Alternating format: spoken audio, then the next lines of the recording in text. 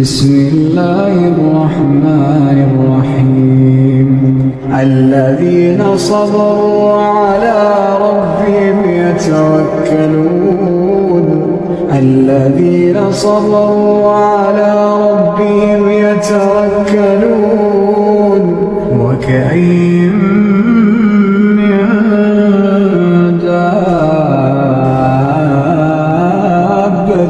لا تحمل رزقها الله يرزقها وإياكم وهو السميع العليم.